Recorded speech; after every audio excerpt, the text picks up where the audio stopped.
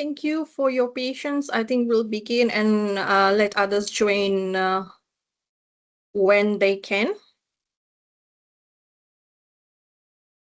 Very good morning, good afternoon, and good evening to all of you, depending which place you're joining from across the Pacific. My name is Aradhana Singh, and I'm the CBIT Network Coordinator for the Pacific under the CBIT-GSP program. And it is my pleasure to welcome you for this session of our five-part webinar series on adaptation reporting under the Enhanced Transparency Framework. I want to take this moment to acknowledge that that you are joining from across the Pacific countries. And noting that adaptation is close to our heart in the Pacific, hence we are bringing this adaptation series for us to learn from each other. Before we dive into the webinar, let me quickly cover some housekeeping rules. Please keep your microphone muted unless you are speaking. Use the chat to post questions at any time. We will address them during the Q&A segment. Today's session will be recorded and shared with the network, and it will also be uploaded on the Climate Transparency platform. We do have a Meta polls built in, and when we get to those, I will share the code in the chat. I also wanted to bring to your attention that we are planning to start a Pacific Transparency Practitioners WhatsApp group. So please share your name and contact in the chat so that I can add you to the group. Now I'll move on to actually explain this five-part webinar series before I'll give Suzanne to formally provide a opening remark. So this five-part webinar series for the Pacific Transparency Framework. The session 1 is today, which focuses on overview of UNFCCC and Paris Agreement on adaptation reporting. The second session will be held on 12th of May, third one on 19th of May, fourth one on 26th of May, and the fifth one on 2nd of June. Session 2 will focus on unpacking MPGs on adaptation section A, B, and C. Session 3 will focus on MPG section D, E, and F. Session 4 will focus on MPG section G, H, and I. And the session 5 will be getting started with adaptation reporting, country experience, and available support. So please feel free to let me know if there's a clash for any of this session and you want us to actually reconsider the timing of this other coming part of the webinar series. The webinar objective is to establish a comprehensive overview of existing adaptation reporting under UNFCCC, introduce detailed guidance on adaptation component of the BTR report, conduct a hands-on experience in structuring adaptation information, facilitate opportunities for Pacific countries to learn to share experiences and solutions. The fifth one is to highlight connecting adaptation reporting to NAPS, NDCs, and Sendai framework. And then underway, Pacific island countries prepare for submission of the second round of BTR, and first in most for the countries that have just started with their BTR. The objective of this session is to provide this session, which is the first session held today, is to provide a clear understanding of adaptation reporting within the ETF and strategic importance to Pacific states. The agenda will start with the opening session. Icebreaker opening session will have an opening remark and then icebreaker. And then we'll hear from Ms. Saljana. She is the transparency coordinator for Eurasia, and she is also our adaptation expert within the group. We'll have a 5-minute break that was requested in our previous webinar. And then we'll move on to after the break, we'll have the Q&A session. Then we'll have why adaptation reporting matters. And then moving on to a reflection session and feedback and closing. Now I would like to hand over to Suzanne to deliver her opening remark.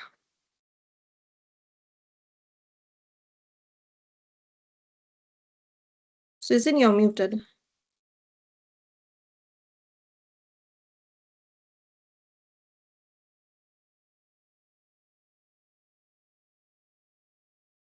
Susan, you there?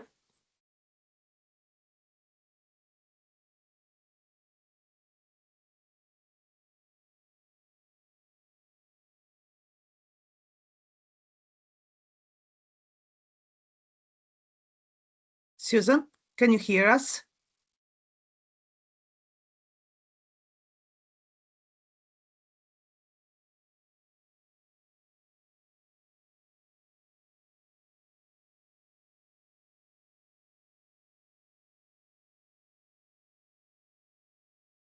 Our apologies. Just give us 2 minutes to bring Susan online.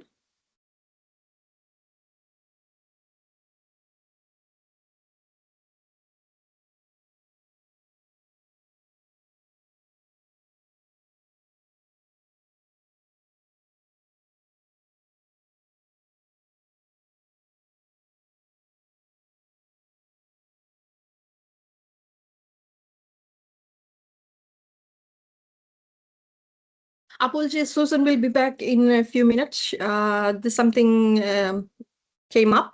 We will be moving on to the second part, which is a icebreaker. This is the code for the Mentimeter.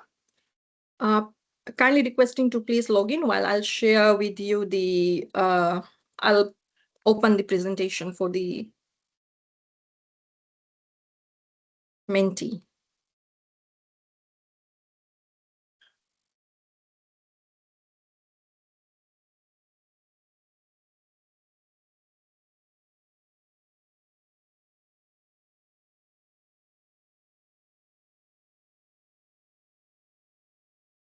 Are you able to see the screen?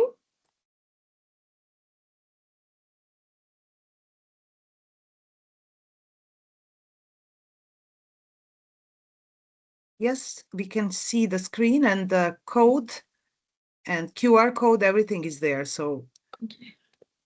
You can join either using your computer or your phone. So there are 3 people already signed in. Wait for a couple of minutes before moving forward.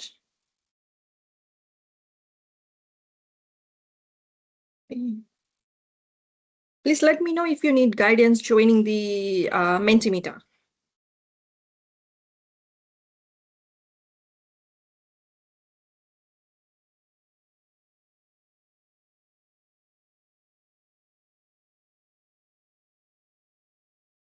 What you can do is just open your camera, scan the code, and you'll be able to get in.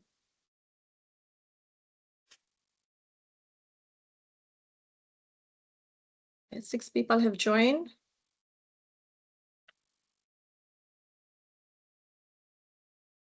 7.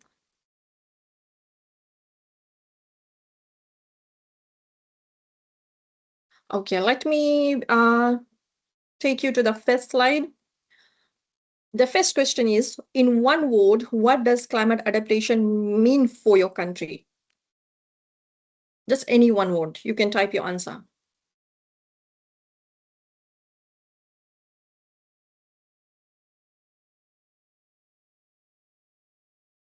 Safety, resilience, okay.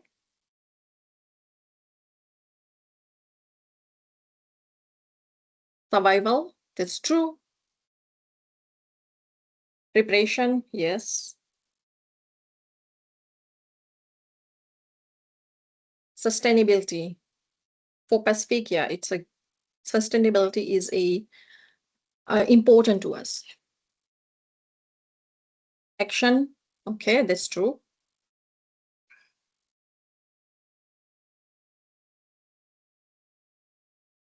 Okay, moving on to the second question. What is the biggest climate impact your country is facing right now?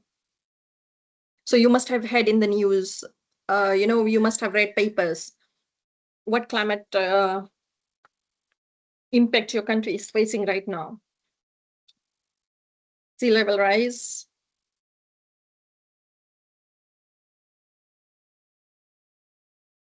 Okay, 2 people, sea level rise. Rising sea level. How about like coastal inundation or days like sea water is coming into your freshwater lands?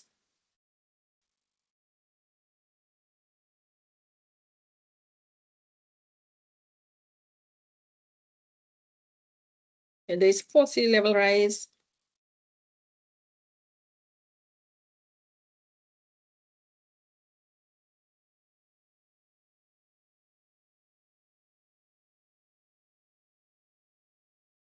Coral reef damage, yes.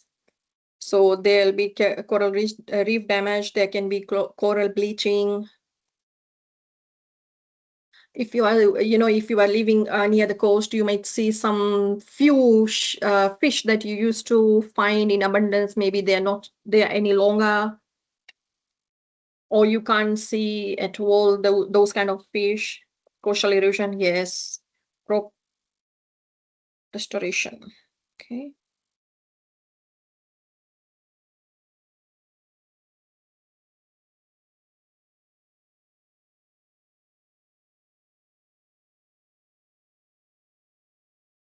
Okay, extreme weather events, food security. Yes.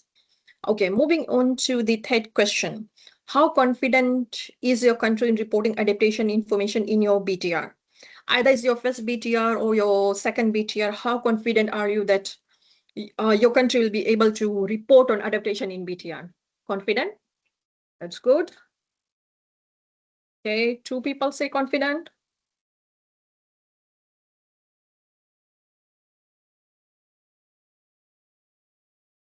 5. It's good to hear that we have this adaptation component ready to be reported in the BTR. 6.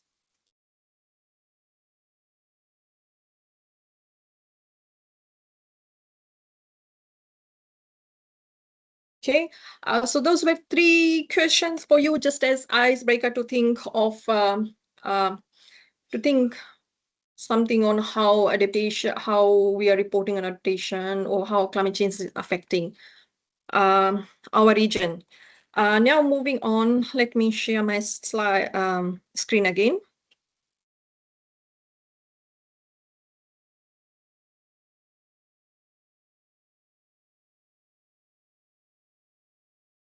Now we'll be hearing more on adaptation from Saljana. Saljana is an environmental expert with over 15 years of experience in climate change mitigation and adaptation, aligned with the Paris Agreement and UNFCCC frameworks. For example, NDCs, LEDs, ETF, MRV. She has worked with governments, communities, NGOs, and the private sector, providing strategic guidance, policy advice, and technical support in planning, monitoring, and reporting. Her expertise covers sustainable development, natural resource management, the climate change agenda, and transparency. She has led donor-funded projects such as GEF, GCF, and has been engaged with different international agencies such as UNDP, UNEP, GIZ, FAO, and WWF. Currently, she serves as regional coordinator for the Euro-Asia Transparency Network and adaptation expert for the CBIT-GSP program, supporting countries in meeting UNFCCC and Paris Agreement reporting requirements under the ETF framework. And if you need to ask question of what Euro-Asia stands for, you can also ask her. Saljana, over to you. And we are really grateful for having you here, noting the time difference between Pacific and your country. Thank you so much. Thank you very much, Ardana. Maybe since I saw Susan it has been with us a second ago, maybe she's now ready to provide some introduction remarks, and welcome to this very interesting faraway group of countries. Susan, please, can you? Yes, of course. No apologies. There was some small little crisis here at home. Yes, colleagues, good morning, colleagues. My name is Susanne Konrad. I'm advisor here at the UNIP Copenhagen Climate Center, and we're implementing the CBIT-GSP program. So together with my colleagues Jana here, Aratna, and all the other transparency network coordinators around the world. It's a real pleasure to be here and to kickstart this very important webinar series on adaptation reporting. That CBIT-GSP has already implemented in many other different networks, led by Sajana here. So she is well versed in conducting these adaptation webinar series and taking into account the different regional contexts. As we know, all around the world, the climate impacts are felt, are real. It's of course nothing compared to what is felt in the Pacific, which really present an existential threat to all the Pacific communities. And also the adaptation efforts are much different than, for instance, let's say the adaptation efforts here in Europe. This is a webinar series about adaptation reporting, so not actual adaptation, but how to report on adaptation implementation, how to be transparent about the adaptation efforts, and to show the transparency both to national actors but also to international actors. And while adaptation reporting is voluntary under the enhanced transparency framework, as you might know, countries are strongly encouraged to use the opportunity to report on their impacts, to report on their adaptation efforts, to report on progress on adaptation, also in the light of the global goal on adaptation, and now the newly agreed BLM adaptation indicators that were agreed at the last COP30. And there's also really a good opportunity to highlight the financial, technical, and capacity building needs with regards to adaptation. So countries should really use this as a strategic opportunity to report on this chapter, and not, rather than seeing it as an additional reporting burden. And also from the BTR synthesis report, we saw, and also from other BTR analysis, we saw that countries are actually reporting on adaptation. It differs widely in terms of the extent and scope and the detail, but countries are using this opportunity to already show some progress on adaptation, and as well as some damage, including the 3 BTRs from the region here in the Pacific. So adaptation is close to countries. It is really important to countries. In addition, an increasing number of countries also now request the voluntary review of the adaptation chapter under the technical expert review process. So the technical expert review that all BTRs have to undergo under the UNFCCC, and where countries can request the voluntary review of the adaptation chapter. This is really good to see. We now have recently seen Korea, Peru, and Sri Lanka, together with other countries that have already gone through the whole process, like Thailand, Bhutan, etc. And undergoing the voluntary review of the adaptation chapter is another excellent opportunity to really advance your capacities within adaptation reporting. So this is also, should be more seen as a capacity building activity rather than a review process. So overall, reporting on adaptation is key in providing transparency, both towards your national stakeholders, but also to the international stakeholders, to the international communities, as well as donors. And reporting on adaptation doesn't mean having to produce a perfect chapter right from the get-go. It means to get started and to be transparent, about what the information that you have available, maybe from your NAP, from your vulnerability assessments, etc. There's a lot of information already out there in your countries. And also be transparent of what is missing, to really show, okay, these are the gaps, this is where we want to improve on, and to improve over time in line with the principle of the enhanced transparency framework.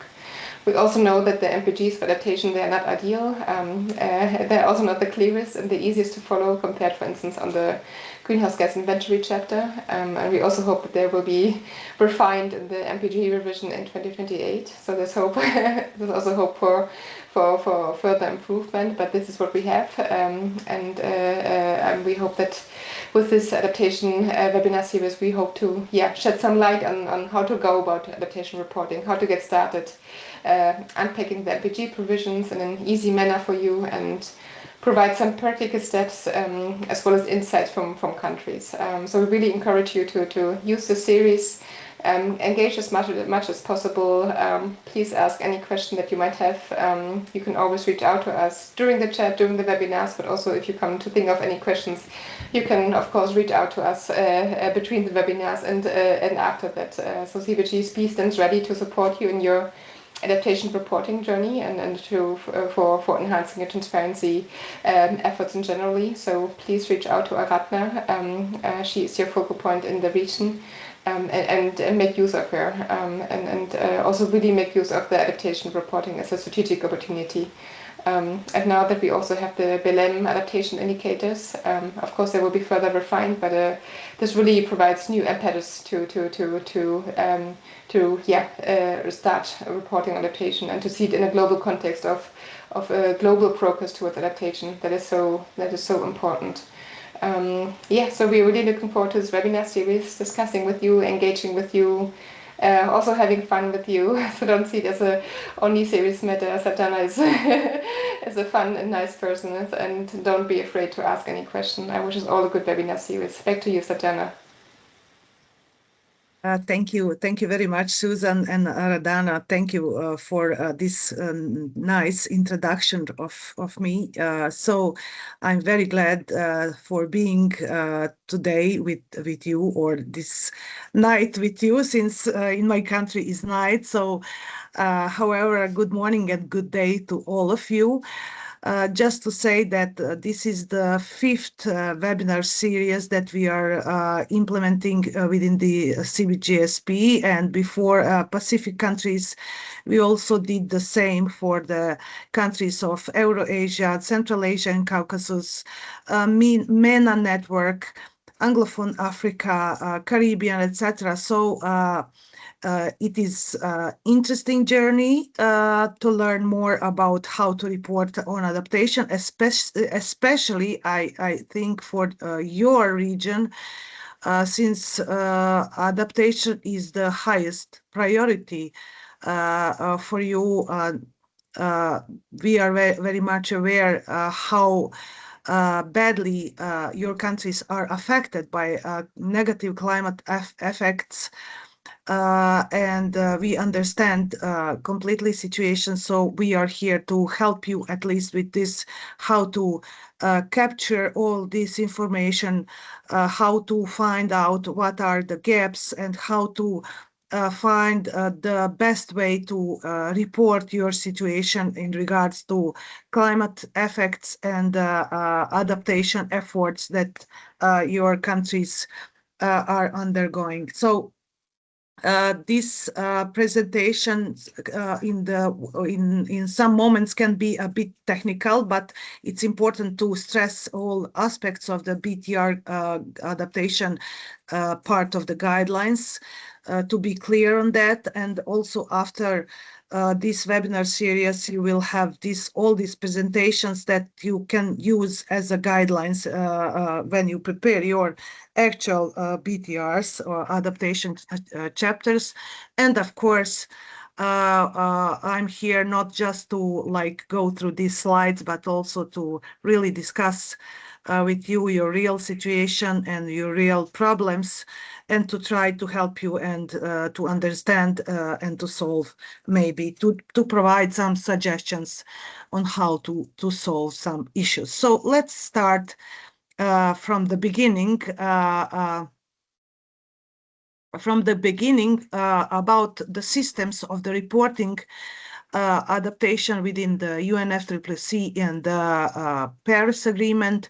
And first, about just a bit about Biennial Transparency Report, but of course, in the next sessions, we will focus on each specific section of adaptation part of the reporting within the BTR. So what is the Biennial Transparency Report, and why it's relevant for reporting on adaptation? So as per his name, Biennial Transparency Report is transparency-oriented report that it's to be produced by countries every two years and submitted to UNFCCC. And BTR is actually the key component of the Paris Agreement, transparency infrastructure and enhanced transparency framework, or ETF, as a mechanism introduced to enable the COP to track progress towards achieving the goals of the Paris Agreement, and also along with the National Inventory Report, which is the other new instrument introduced by the ETF. BTR's role within this framework is to operationalize the transfer of information from country parties to UNFCCC. So, within the framework outlined by the ETF, the National Inventory Report will operationalize the transfer information about countries' GHG emissions. BTR, in the other hand, will operationalize the transfer of information about how countries implementing the different aspects of the Paris Agreement through reporting on their climate actions across the mitigation, adaptation, of course, loss and damage, and the support they have provided or received. The enhanced transparency framework came into force in December of 2024, as we all know, and as such, countries are expected now to submit their first BTR transparency reports from that date and every second year in the future. So the enhanced transparency framework formally replaced the previous transparency arrangement under the convention, which is known to us as a monitor, review, and verification system, or MRV. And as a part of this transition, the enhanced transparency framework directly discontinues and replaces certain aspects of the monitor, review, and verification system. Amongst other areas, that happens to the MRV system reporting infrastructure, as BTR will replace both biannual reports, so BRs, and biannual update reports, or BURs, for Annex 1 and non-Annex 1 parties, respectively. So as you can see on the figure below, the significance of this being that all parties will use the same reporting instrument guidelines from now. So all aspects of the previous arrangements, however, will not be replaced. For example, national communications will continue to be active alongside with biannual transparency reports under the ETFs.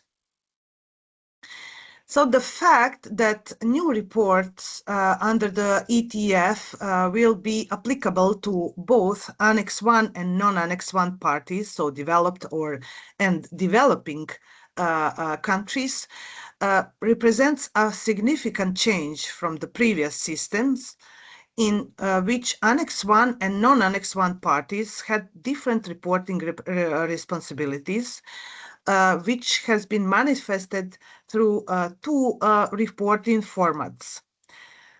Another key difference between the ETF and MRV systems, however, which is more relevant to this presentation on reporting adaptation, is that ETF allows countries to report on adaptation action and loss and damage through the biannual transparency reports adaptation sections.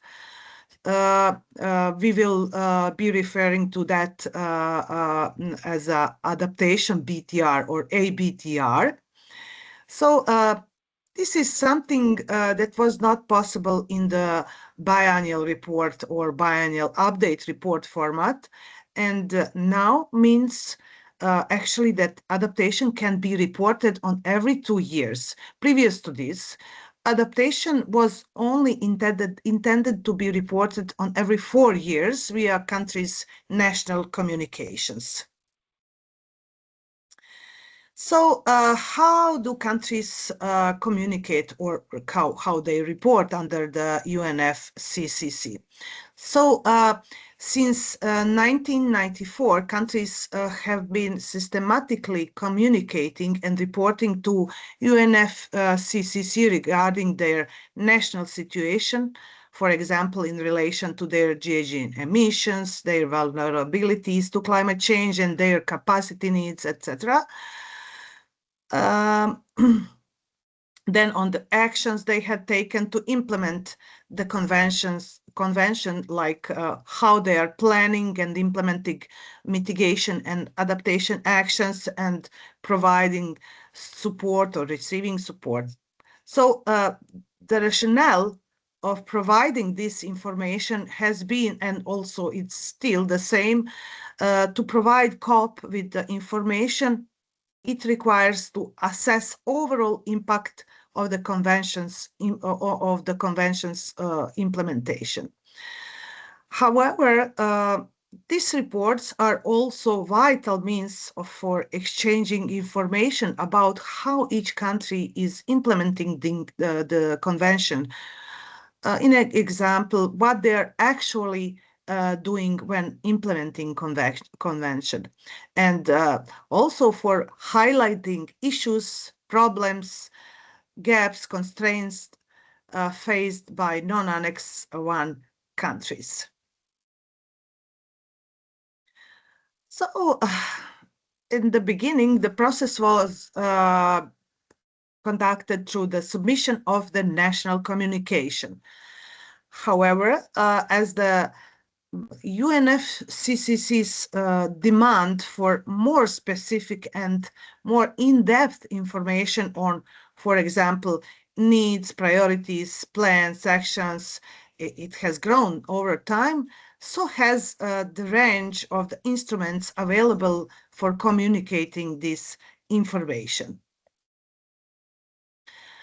Following the Paris Agreement and its subsequent decisions, there are now 5 instruments available under the UNFCCC that countries can use to communicate and report on adaptation. So these are national communications, national adaptation plans, nationally determined contributions, adaptation communications, and last one, Biennial Transparency Report.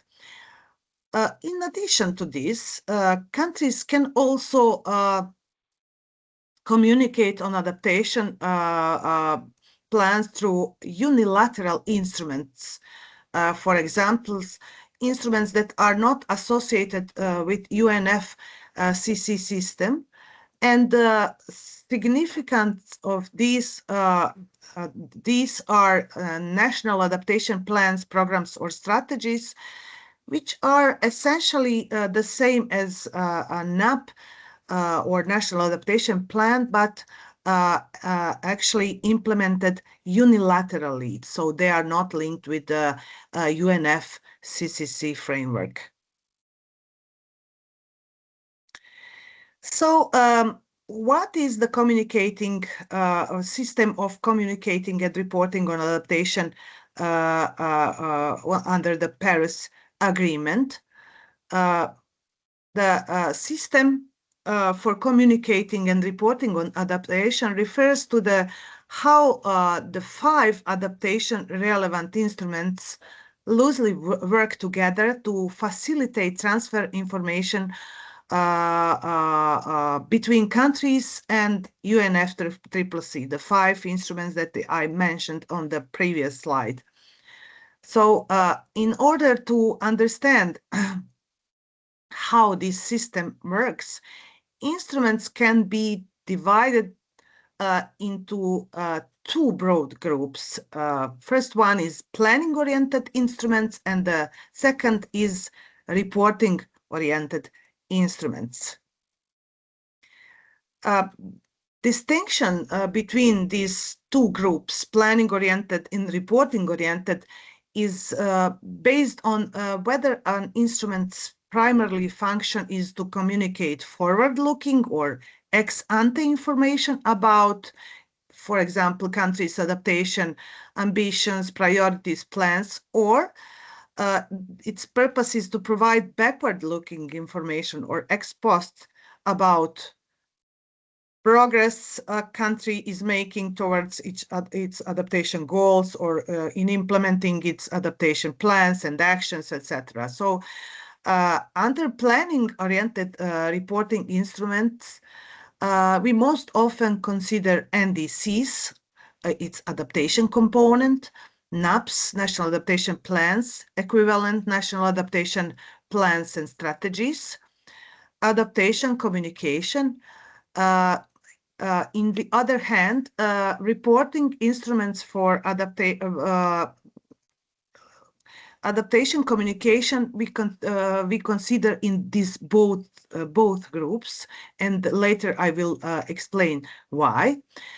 In the other hand, under reporting instruments for adaptation, we consider national communications, BTRs, and adaptation communications, or ADCOMs. So to try a bit to visualize the difference between planning-oriented instruments and reporting-oriented instruments, this figure shows how forward-looking information from the planning stages of the national adaptation process, for example, assessing vulnerabilities or setting adaptation priorities, targets, deciding on the adaptation efforts, how they are documented in planning-oriented instruments like NDCs and NAPs. It also shows how forward-looking information from these planning-oriented instruments later feeds into reporting-oriented instruments. So we, at certain point of adaptation process, we plan and achieve, implement some results, and then we in these reports, reporting-oriented instruments provide information and evidence on what we have achieved. So that information later feeds into the reporting-oriented instruments. And then this information is updated by backward-facing information concerning, as I said, how the implementation of these plans, strategies, etc. has gone. So the figure also demonstrates how information from both types of instruments should feed into the global stocktake and also into the next cycle of the adaptation planning. Also, just to say that in practice, classifying an instrument as simply planning-oriented or reporting-oriented is not always that clear or clear-cut, because most instruments tend to include both types of the information. This can partially be explained by the fact that robust planning process should consider the achievements and failures of the previous planning system cycle, and as such is not unusual for the results of the previous planning cycles to be included into the new planning documents. So if you prepare or going through the next iteration of your NAP document or NDC, you can inform also or provide information about some results from the previous planning cycle. Also, coherent reporting on the progress and the results requires referencing the plans and objectives against which actions they were implemented, which is why reports often includes this information. So reports can include also some information on plans.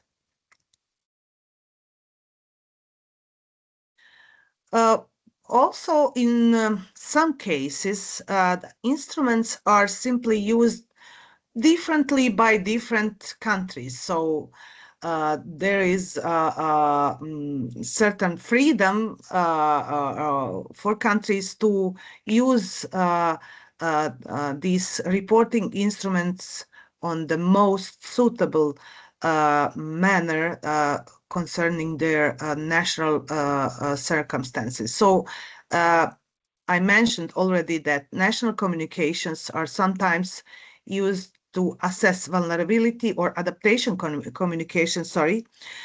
Adaptation communications are sometimes used to assess vulnerability and identify potential adaptation options, as well as to report on what has been implemented. For example, they are not only reporting oriented, as I mentioned previously. Meanwhile, adaptation communications, or ADCOMs, are often being used primarily for communicating the plans by some countries, and also primarily for reporting purposes by the others. So that's why the adaptation communication appears in both columns in the table that you see on this slide. This means actually that there are a number of arrangements available, and we believe that for most countries, the makeup of their system would look something like the figure presented on this slide. So the figure actually illustrates the main flows of information between different planning and reporting-oriented instruments that you can see on the left side of the figure, and the main flows of the information between instruments used by countries and relevant UNFCCC processes used to review and analyze this information. This is shown on the right side of the figure. On the far left, we can see that forward-looking information about countries' national adaptation processes, for example, their climate pledges and the ambitions, their vulnerability to climate change, adaptation needs, adaptation actions, they have plans, etc. They are generally found across their NDCs and national adaptation plans.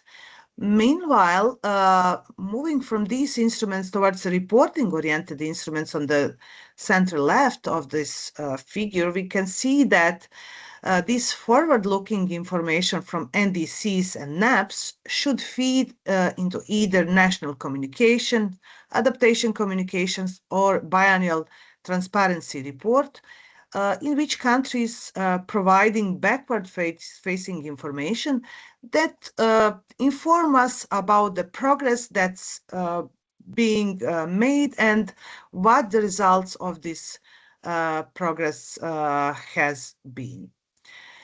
In this diagram, reporting-oriented instruments, national communications, ADCOMs, and BTRs are illustrated as being submitted together. That's something which is possible for countries to do when a submission deadline of these reports overlap. While choosing to do this is, of course, up to the individual country, and it does not represent an efficient means of streamlining one's reporting commitments for adaptation and beyond. This is also something that I will come on to later. In theory, information about progress and results should feed back into adaptation planning process. So, and therefore into future planning-oriented instruments, as countries should be taking stock of what they have achieved and learned to far, and adjusting their plans and strategies accordingly. So when moving on the right side on this figure, you can see the different UNFCCC-driven processes that are relevant to information about adaptation submitted by countries. These processes are divided into two types: review mechanisms, meaning technical review on the NC, national communications for Annex 1 countries. You see that on the center right of the figure, and also provisions for increased ambitions and compliance on the far right. So that's the actually global stocktake. The right side of the figure demonstrates that there are relatively few UNFCCC processes that are applied to the information about adaptation. So, for example, much more of the information submitted by countries concerning their mitigation activities and GHG emissions, that has been traditionally reviewed under the convention. Information, on the other hand, information submitted about the adaptation is only reviewed if it's included into national communications of Annex 1 countries. So, meanwhile, the mechanisms designed to increase ambition and compliance under the Paris Agreement and the Convention, only the global stocktake really consider adaptation information from all countries, including non-Annex 1, SIDS, etc., etc. So all countries. So, what are the components of this system for reporting adaptation under the convention?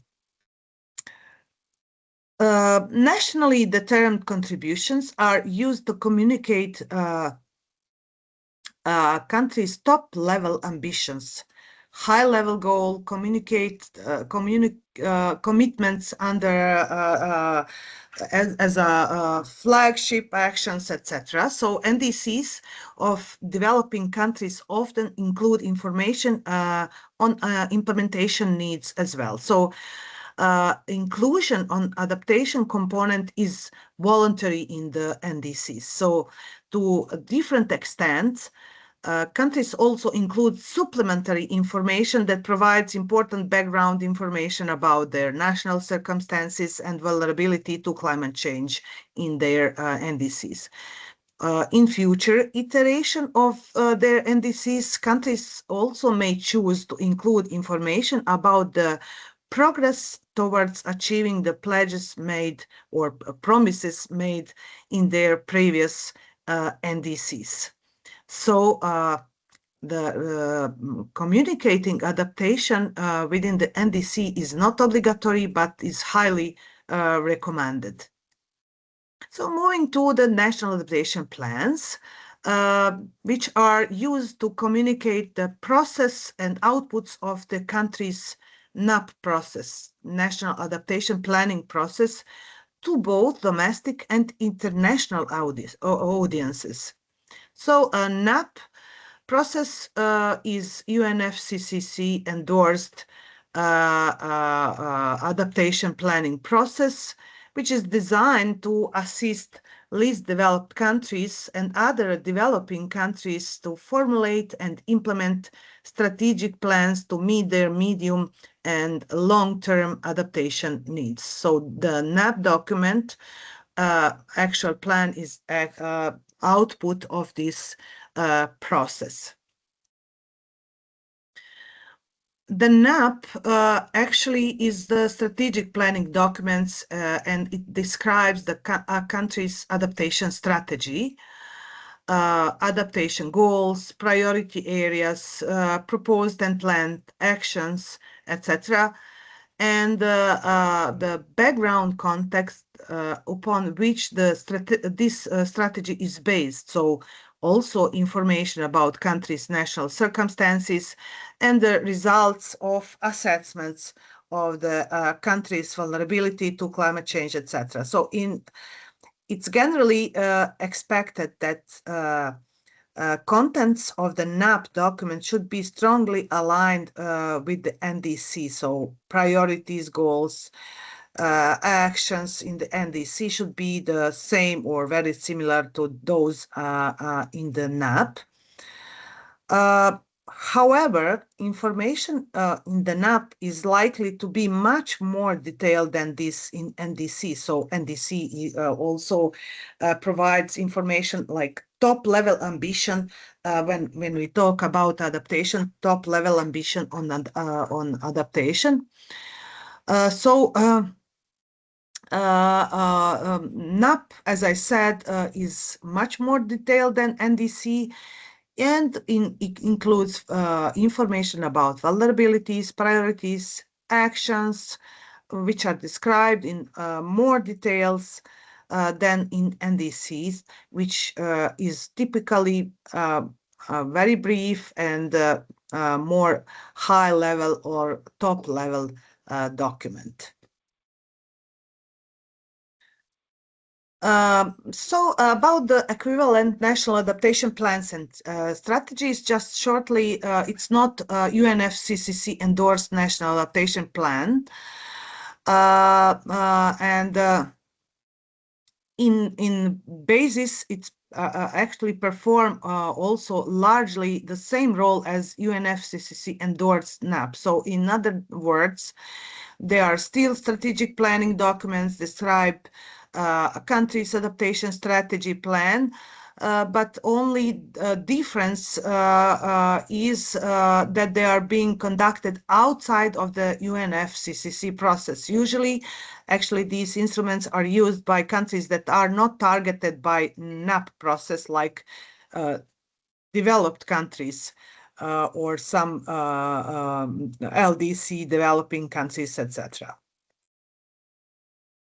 So national communication. So we are now moving to the reporting-oriented instruments for provision of adaptation information. And first one is national communications, which are original communication and reporting instrument. And first one, actually, a reporting instrument under the UNFCCC and well known among the countries. Of course, you have long experience in reporting through national communications. Initially, they were designed to capture all activities under the convention, including the adaptation. It's important also to say that there are two sets of the guidelines for Annex 1 and non-Annex 1 countries, so they are a bit, I would say, different. But when it comes to the vulnerability and adaptation chapter, which is mandatory for both Annex 1 and non-Annex 1 countries. Adaptation-related information requested by national communications, so both sets of the guidelines for Annex 1 and non-Annex 1 countries are largely similar. So both these reports from both these groups of the countries, Annex 1 and non-Annex 1, tend to contain the similar information. And most often this is about the country's exposure, vulnerability to climate change, adaptation plans, actions, or they are planning or implementing, etc. In addition to this, non-Annex 1 national communications often include information about proposed adaptation actions, which have been identified through vulnerability assessment as well. Also, they include gaps, challenges, barriers, and capacity needs. It is important to mention all that the decision 1 CP24 agreed in Katowice states that countries may submit NATCOMs, national communications, and BTRs as combined report using the guidelines provided in the MPGs. In these combined reports, this decision stipulates that the areas of research and systemic observation and education, training, public awareness that are not covered by MPGs should be prepared according to the guidelines for the preparation of the national communication as appropriate. So this is a very specific indication that BTRs and national communication should be submitted together. Of course, countries don't have to, it's not must, but for many reasons that can be good opportunity. Let's move to the Biennial Transparency Report briefly. As a main instrument under the Enhanced Transparency Framework, BTRs should be viewed as the reporting-oriented document. So it's, as its name says, it's report. And also we can see the clear overlap between the functions of the BTRs and national communications. Also, there is a huge overlap between adaptation-focused guidelines for these two instruments. I will show this later. So as such, countries using both instruments will need to be careful to avoid duplicating of efforts when submission deadlines for these instruments overlap. And in theory, that will be every 4 years.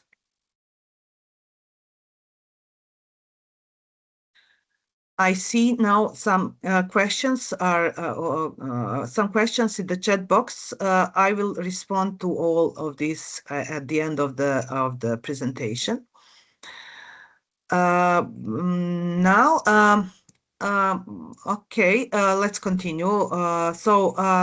While for BTRs, adaptation guidelines part that is focused on adaptation within the MPGs is voluntary. These guidelines for adaptation sections are significantly more detailed than the same for adaptation reporting in the national communications.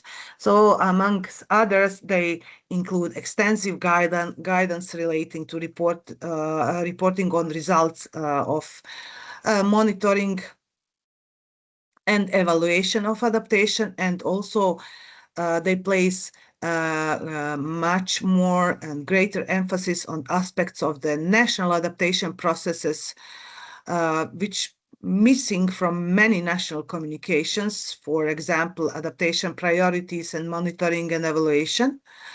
Also, they request information about how principles featured in the COP decisions over the years have been integrated into planning and implementation processes. For example, stakeholder engagement, gender consideration, traditional knowledge, etc. So overall, it is anticipated that adaptation section of the BTR will be more comprehensive than past and present national communications submitted.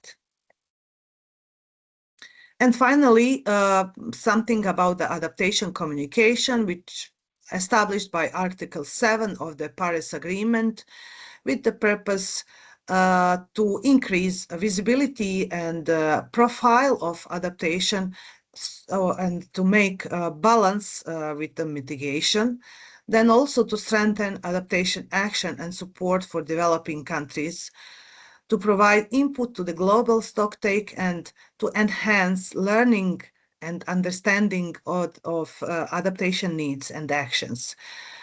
Further, the Paris Agreement states that the adaptation communication shall be submitted as a component of or in conjunction with other communications or documents, reports. This meaning that countries should submit an adaptation communication at the same time as or as a part of another report, which sometimes can stating that another report represents one adaptation communication. So Paris Agreement also stipulates that the adaptation communication is not obligatory, so countries are not obliged to submit one, and they are flexible and country-driven, so countries are able to determine how they will use it. In line with this narrative, the guidelines for adaptation communication contains 9 general high-level elements, as you can see on the left side of this slide. And these elements are closely mirror the information requested by the guidelines for the BTR. This initially suggests that this is a reporting-oriented instrument. However, the use of the prefix may, which you can see here on the left, underlined by red, means that countries can pick and choose which elements they want to include in the document, and thereby allowing the adaptation communication to be used in the number or different ways. So far, as I know, as I checked, 64 countries have submitted adaptation communication by now, and most of these were standalone reports, and remaining ones were NDCs, where countries retrospectively assigned to be their adaptation communication, with a handful of NETCOMs and NAPs submitted also as a adaptation communication. In regards of adaptation communication, countries have there are different situations, so they are resubmitted their adaptation component of their NDC as an adaptation component communication. Also, some countries resubmitted their NAPs or equivalent instrument as adaptation communication. Then some countries resubmitted their vulnerability and adaptation chapter of their national communication as an adaptation communication. And at the end, these 64 submitted standalone reporting-oriented document as their adaptation communication. So you just can see a variety of ways how countries are communicate this adaptation communication and on the different ways.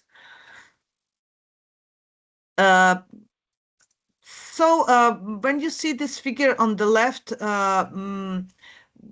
we can consider adaptation communication as a reporting-oriented instrument submitted alongside with or together or alongside with the BTR or national communication. It could be, in fact, be placed in conjunction with the NDCs, NAPs, or equivalent national adaptation strategy, or as a standalone document, so depending on the preferences of each country. So how this system has changed from the previous one.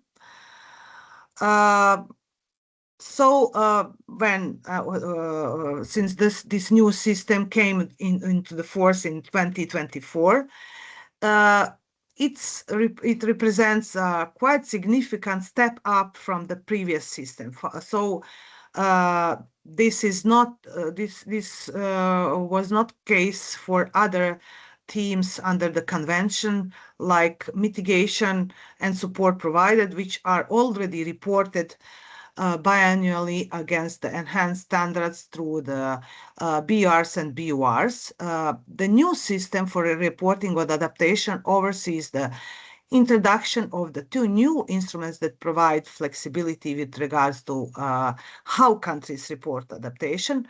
Also, that is the significant enhancement of reporting guidelines. So guidelines for the BTR are more complete, more detailed than national communication, and adaptation communication, and also they use more stronger and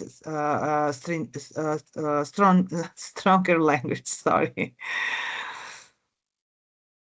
So, in despite to this enhancement, reporting through BTRs and or adaptation communication is still voluntary. So it's important to remember this. So this meaning that countries can continue to report on adaptation under the previous system. So only reporting through the national communications every 4 years using the guidelines provided as relevant. What is the intention of the introduction of the adaptation BTRs? While a clear vision of what reporting of adaptation through BTR is never explicitly spelled out by guidelines or decisions from the COPs, some clues towards what adaptation BTR is intended to achieve can be found in the official purpose that's given for establishment of the ETF. So as you can see here, the purpose of the framework for transparency of action is to provide clear understanding of climate change action in light of the objectives the convention as set out in the Article 2, including parties' adaptation actions under Article 7, and good practices, priorities, needs, and gaps to inform the global stocktake under the Article 14. So in relation to adaptation, the purpose states that the ETF is intended to provide clear understanding of climate change actions, include parties' adaptation actions related to good practice, priorities, needs, and gaps, and also to inform global stocktake.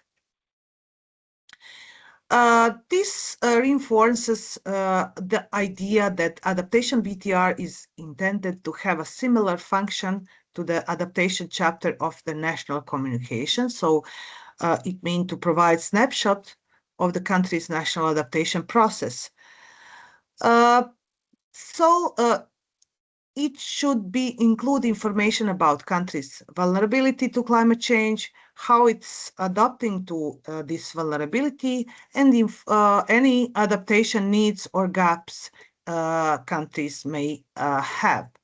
So this purpose provided in decision 18 CMA1 also suggests that BTR adaptation part is intended to contribute to collective pool of good practice and lessons learned in adaptation, also to facilitate recognition. This is very important, recognition of adaptation efforts for developing countries.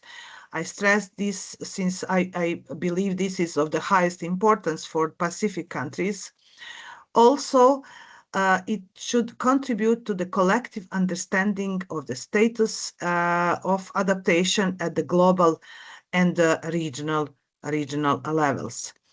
So this insinuates that BTR is intended to facilitate reporting that is more comprehensive than it's presently submitted, and enables the sharing of good practices and knowledge, lessons learned. Both of these are reinforced by the contents of the actual guidelines for the adaptation part of the BTR, which we will look at next.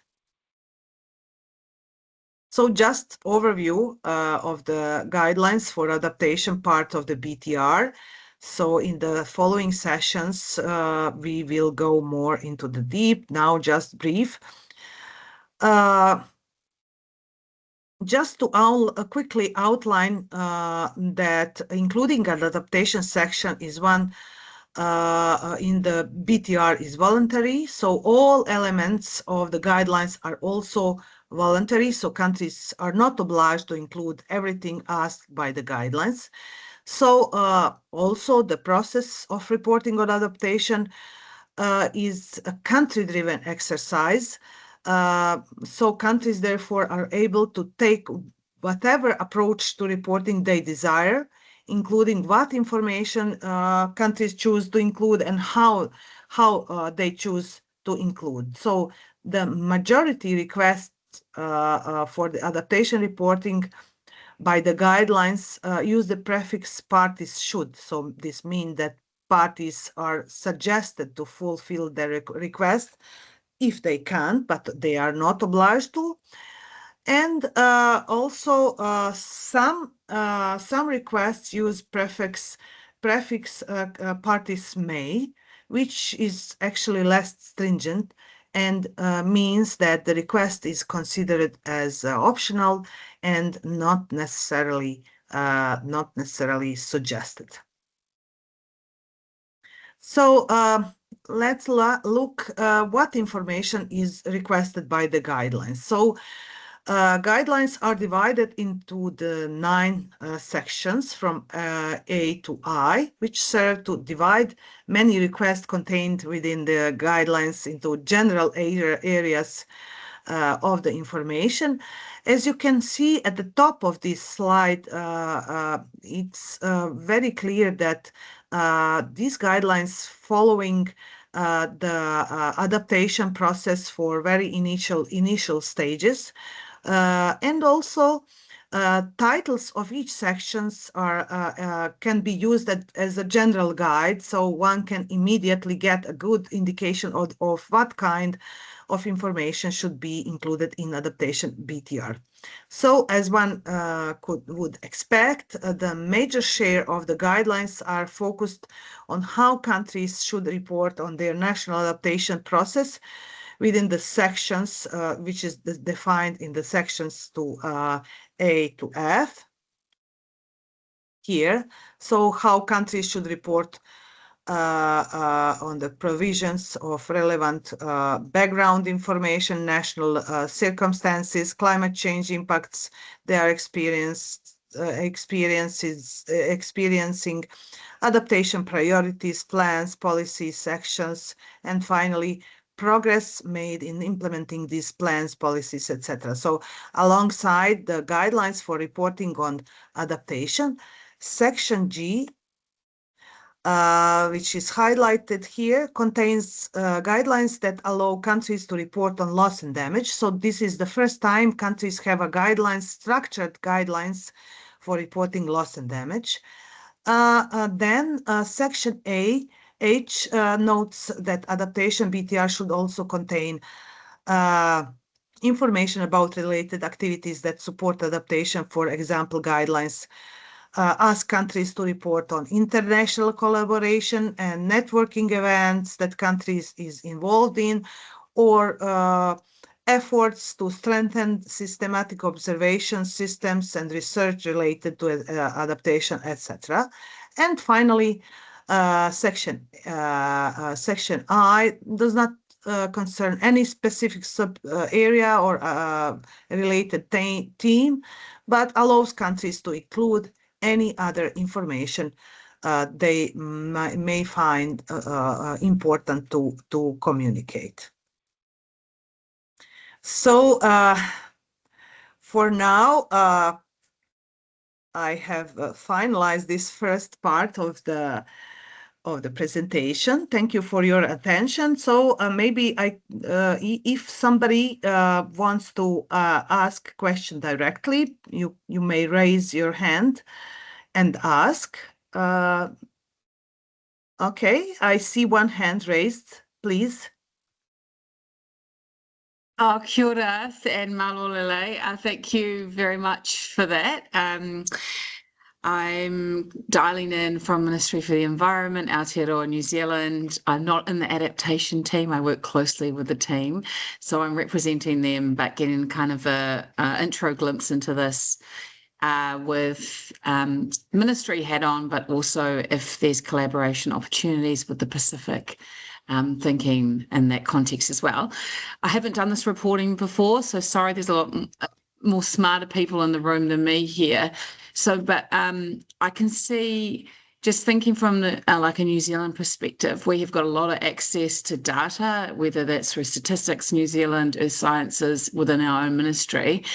Thinking for the Pacific, where they don't have as much access and resource to all of that data, what is the most efficient, and also you can see that each country does their own approach to reporting. With the new system that you've got here, can you give any allocation on timing, resource that would be needed? And the other question I had, I'm just cautious about duplication with that Annex 1 and Annex 2, and there's some similar around adaptation communications, so trying to make it efficient for people.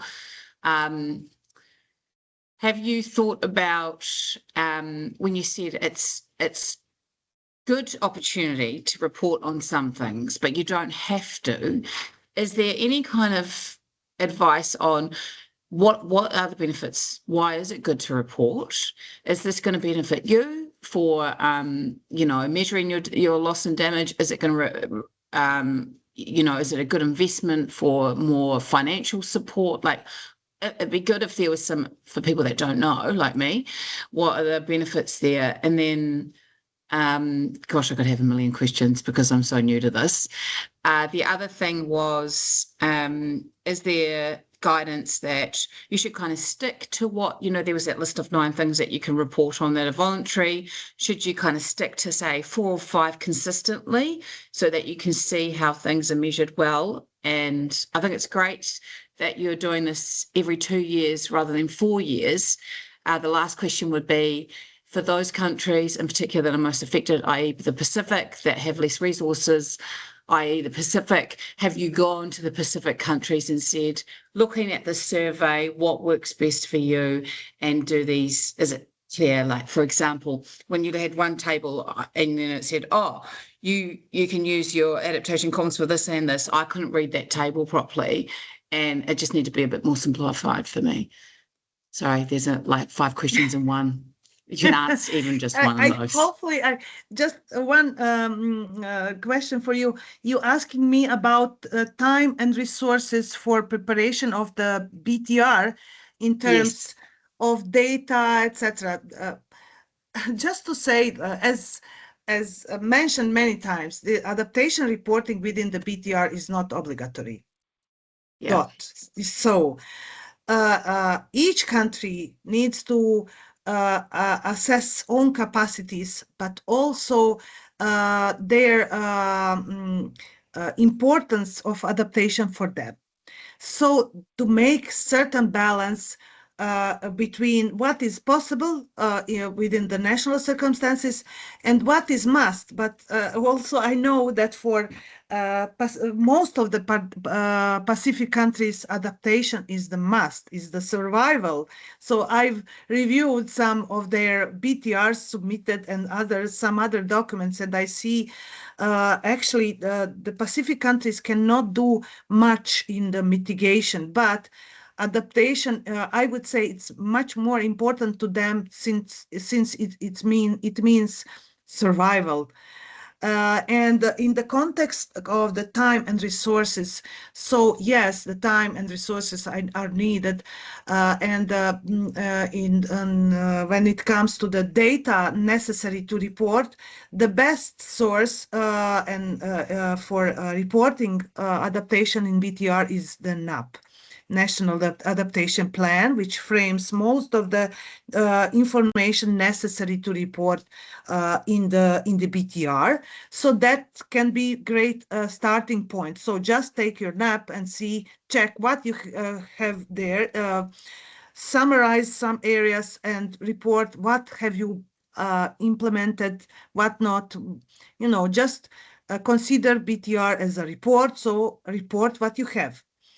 What you don't have, just you can state that you don't have enough information to report on certain area, but you are doing this and that to improve, to collect data, to ask people around, to and to find out some maybe information that you will communicate later through your BTRs.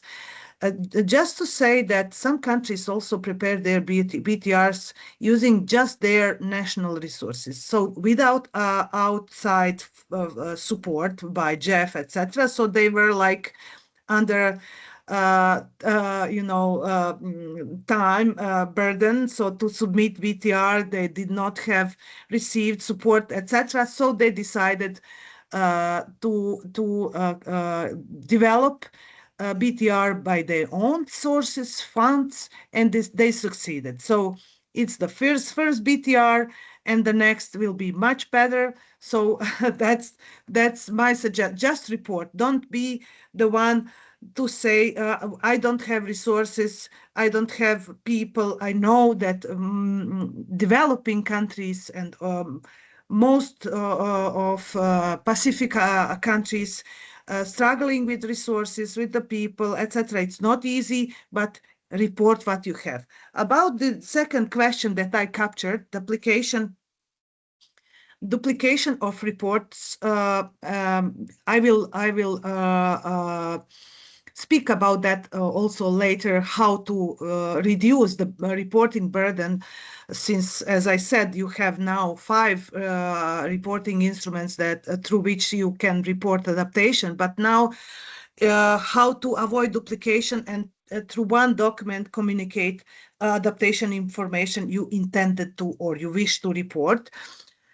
So in BTR, adaptation guidelines are the same for the Annex 1 and non-Annex 1 countries, just for that.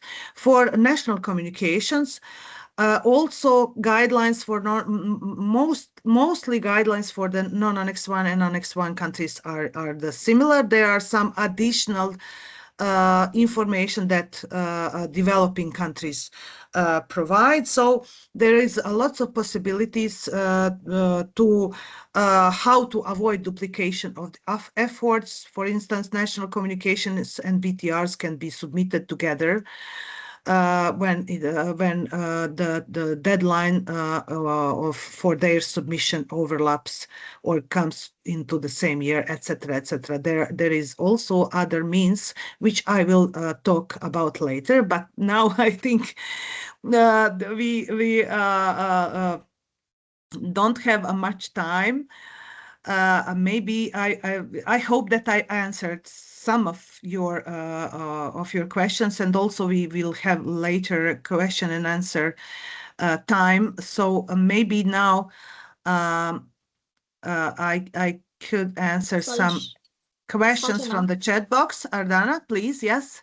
Maybe we can continue with the Q&A and break out after that, because we are already in the momentum, if that's okay with you. Okay, yeah, that's fine for me.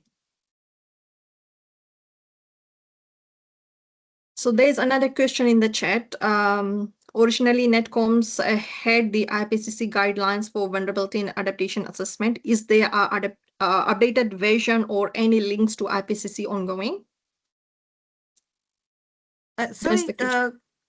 Sorry, can you repeat? I don't see the question. It's in the chat. Can you please? Yeah, but I don't see. Okay. Just a second, please. Please, can you repeat?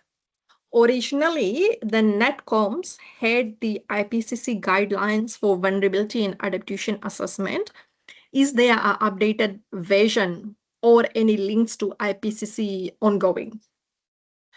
As I said, the guidelines for the national communication adaptation part and adaptation section of BTRs are very much similar. So they are very much overlapping, but still the BTRs guidelines are more comprehensive and actually asking for more detailed information. So that's the difference. it's like base is on the BTR. So one country that decides to reports both like national communications and BTR in one document should use reporting guidelines for adaptation reporting in BTR. So adaptation guidelines for BTR. So that's when comparing national adaptations and BTRs. I see here also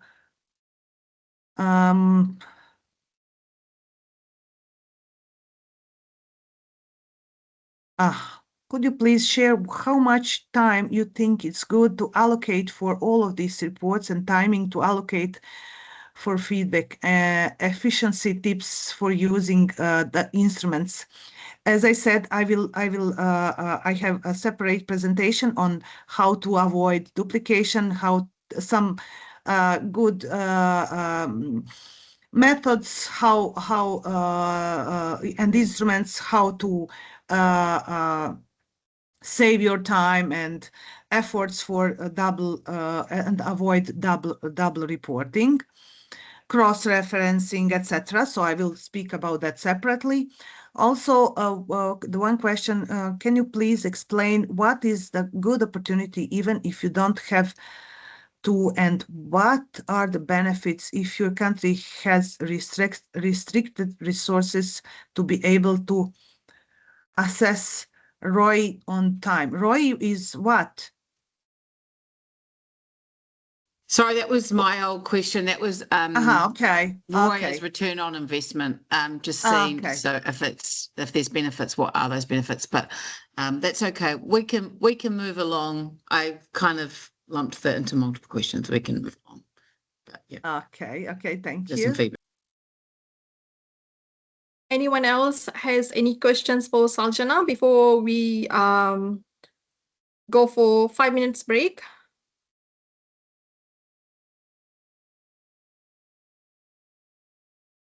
Okay. Can you share examples of successful community-based adaptation projects? I think for Saljana, she can share some from her country. Yes,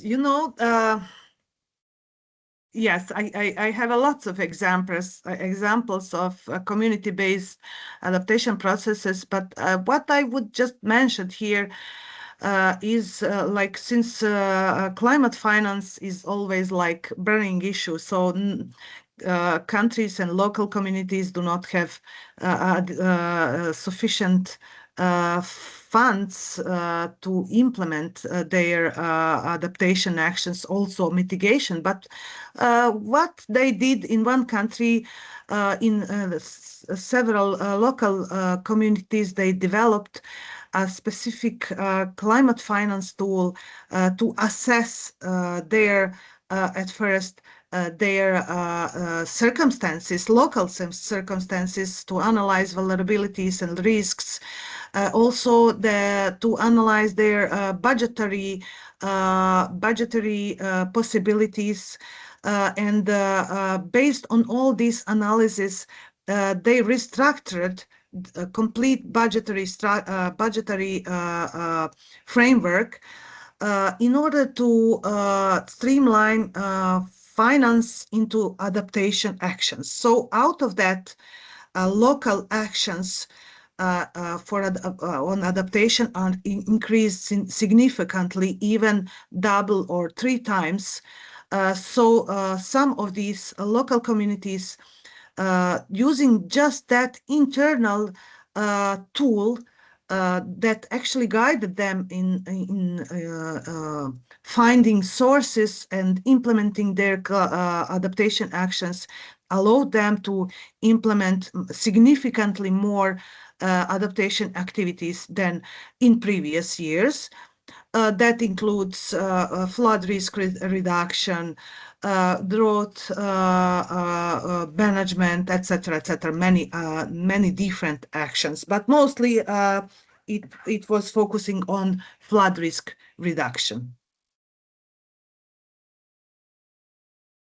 Thank you. I hope.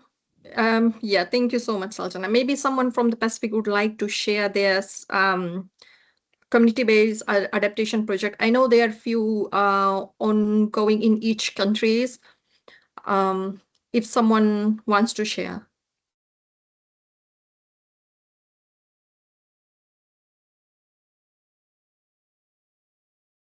No? Yes? You can even put it in the chat if you want.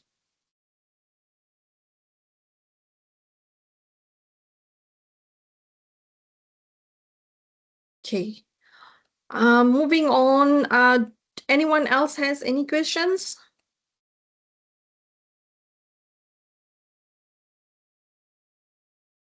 Okay, then please feel free to put your questions in the chat if you remember a question. Now we'll be breaking out for 5 minutes just to allow you to get some fresh air, maybe cup of coffee to keep awake. And then we'll meet at 10:40. My current time is 10:35, so we meet in 5 minutes, 10:40. Thank you.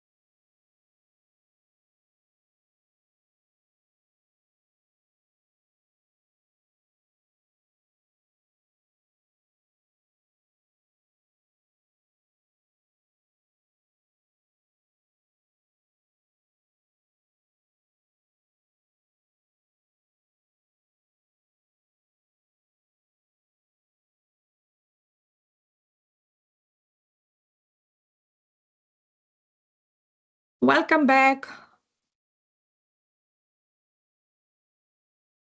I hope you're all back. Just give me thumbs up if you're back, so I know that you are there.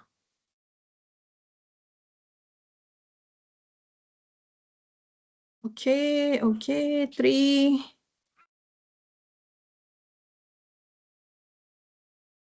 Three people are back.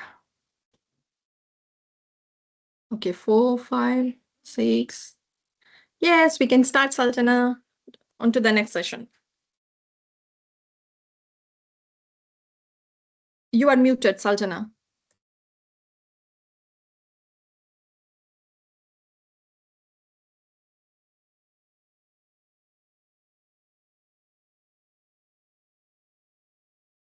Okay, it's coming.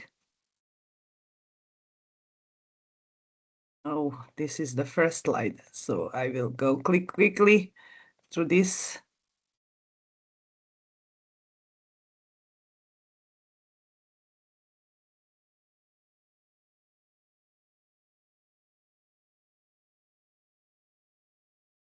Sorry.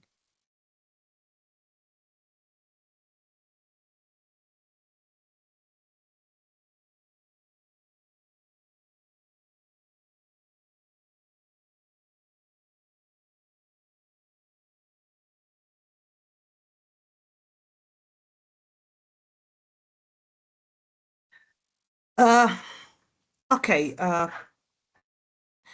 so let's move to the second area to be covered. So I'm going to present a short discussion about trade-offs between ambitions for more frequent and enhanced reporting and realities of reporting. So we have stated here the main purposes and intentions of adaptation report to be more comprehensive, to facilitate sharing of lessons learned, to be utilized to communicate a range of different stakeholders, UNFCCC, COP, and also domestic stakeholders, and to note here that there are clearly trade-offs to be made between preparing all these reports and since this cannot be all things at all times. So further, even if it could, it's likely that the report would be too heavy to be useful for most or maybe for all readers. So there are clearly issues relating how viable is it to try to achieve everything possible through reporting given resources, constraints that all countries have to a greater or lesser degree. So as such, when producing these reports, countries will be tasked to balance between what they want their reports to achieve, the level of information they want to contain, and the key messages that they want to communicate against what is possible to provide given the resources countries have. So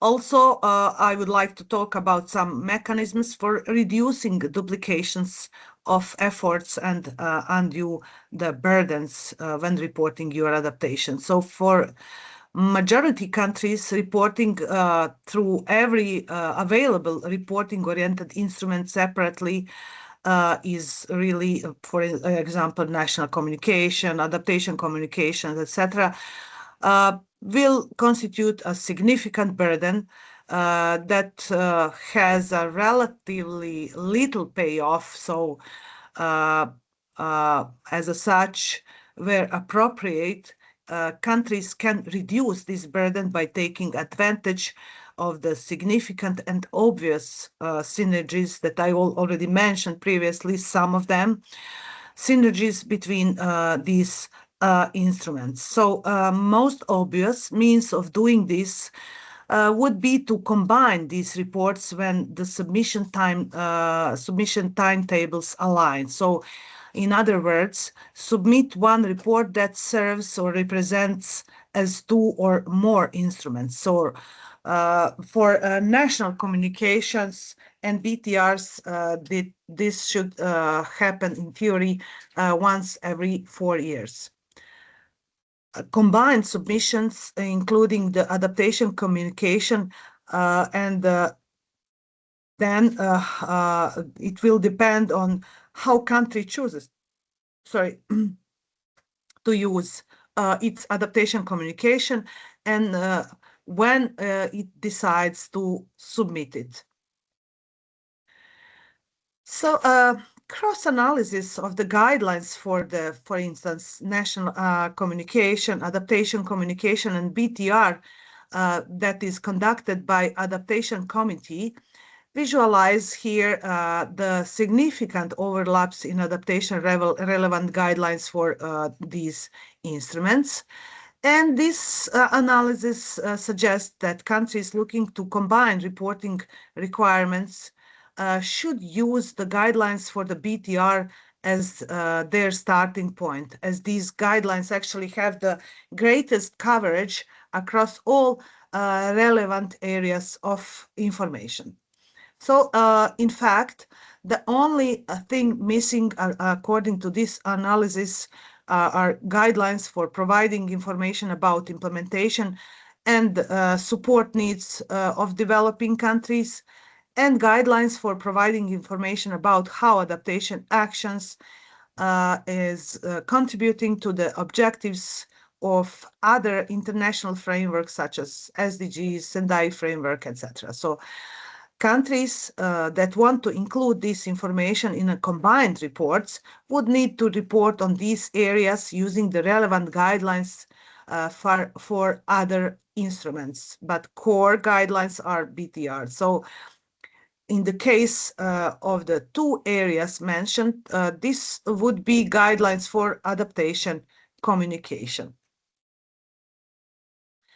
Another means of streamlining adaptation reporting would be to take advantage of the provision, including the enhanced transparency framework that enables countries to use cross-reference with the previously reported information and focus its reporting on updates to previously reporting information.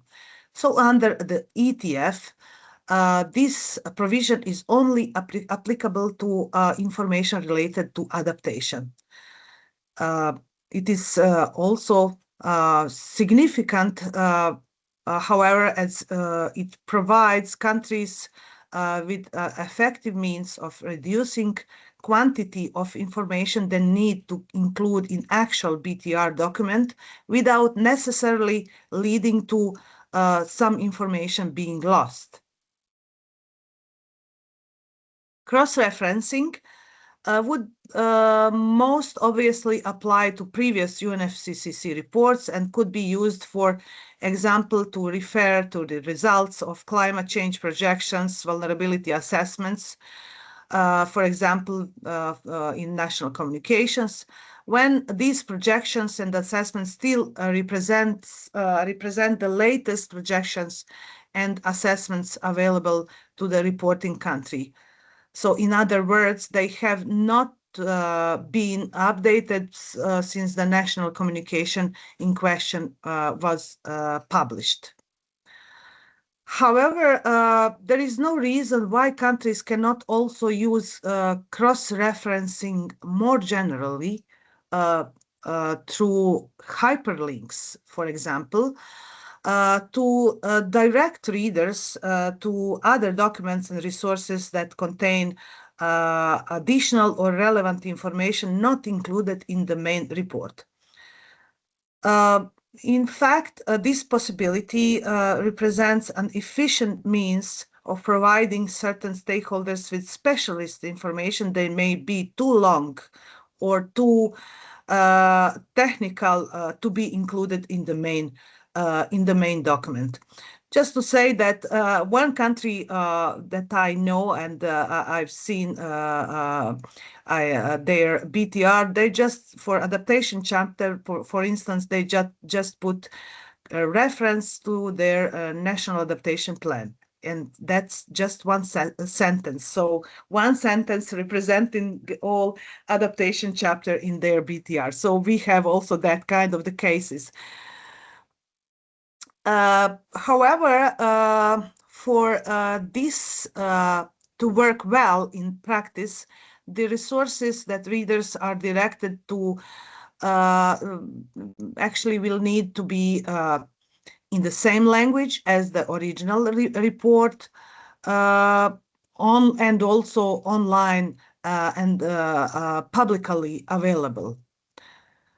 Countries using this option should be aware that not everyone will click on these links as such, and also some impacts will be lost by including information like this. So to mitigate these risks, authors can clearly describe what information can be found in the external document or behind link, hyperlink that you provide. So again, just to a few words about the importance of the reporting adaptation. So why adaptation reporting matters? As we already said, the general idea behind reporting on adaptation to UNFCCC is to inform COP negotiations and also some associated processes about how the reporting country is vulnerable to climate change, where the reporting country wants to be in relation to its vulnerability to climate change, so visions, priority areas, some goals, targets, etc. Also, what reporting country has done or is planning to do to achieve this vision or address these priority areas, what progress the country has made thus far, and what challenges, barriers, and gaps country is facing. While the UNFCCC and parties to the UNFCCC are main target audience for these reports, as prominent national reports that are publicly available, these documents can be used as a mechanism for clearly communicating this information to the wide range of the stakeholders. So stakeholders that could be informed through these reports include a range of domestic and international actors. So here, the main domestic actors can be all level of government, local level, national level, decision makers, etc. Then also local, national NGOs and civil society groups, academia, private sector, media, general, public in general. So with these reports, you wish to inform your public on what is situation that you have assessed and what you are planning to do in that context. So also when it comes to the international audience or stakeholders, readers of your documents, plans, and reports, primarily other countries in UNFCCC and COP capacity, countries in the capacity of the donors, multilateral donor agencies such as GCF, GEF, Adaptation Fund for the purposes of adaptation, international NGOs and partners, for example, for the purposes of the project implementation, academia, also private sector, etc. Whether or not a country aims to take advantage of this can be actually self-determined by each country. So for countries that see value in this, however, leveraging reporting documents such as national communications and BTRs as a mechanism for communicating with other audiences will mean actually actively tailoring the contents and the depth of the reports to match the information needs to the target audience or stakeholder groups. So this is possible within the framework provided by the different guidelines for the national communications, BTRs, adaptation communications, since the guidelines for these instruments do not tell countries how to include this information, and doing so would not change the substantive content that has been addressed by the report. So the report still would provide information about vulnerability, adaptation processes, etc. So further, to the certain extent, national reports submitted to UNFCCC will engage these stakeholders regardless of whether they are considered during the preparation of these reports, simply because they are high profile documents and they are publicly available. Countries wishing to consider this in this manner will probably need to make the following considerations. So when other stakeholders we have to consider which other stakeholders we interested in engaging with this report. So, and how and what information do we want to provide and share with that group of audience. Also, is it relevant information about subject area, theme, or sector available? And also, when addressing these areas, are we providing enough details and clarity about the topic to meet the informational needs of stakeholders that we have intention to share information with? So, for example, if a country wishes to demonstrate that they are prioritizing and addressing the needs of vulnerable groups, for example, women, minorities, etc., it would be beneficial for them to include descriptive information about what the government, what is the government's ambition in this specific policy area, or what is being done to realize this and implement these ambitions. For example, how are gender considerations being integrated in their adaptation planning. Also clearly and comprehensively articulating specific vulnerabilities, adaptation priorities, and support needs is highly visible public documents such as the national communication of BTR, and it's likely to provide your country with a stronger starting point for negotiations with multilateral and bilateral donors. It could also provide other actors within your own government, staff from line ministries, subnational and local government, non-state actors, with a stronger statement or stronger starting point to develop and implement relevant policies, actions, and mainstream adaptation consideration in existing decision-making process at the national level.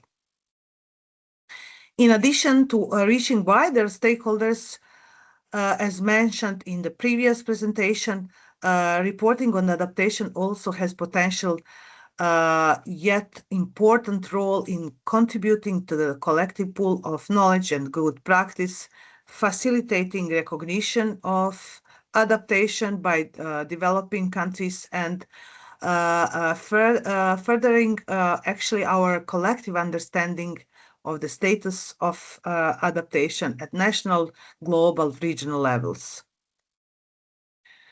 Similarly, countries wishing to use adaptation reporting to realize any of these possibilities would need to consider this the following information as they scope or prepare their reports. For example, countries wishing to communicate good practices and experience lessons may consider which good practices lessons learned are priority to communicate if the information being provided is sufficiently clear, detailed, complete, or relevant for readers to be informed enough about a certain area.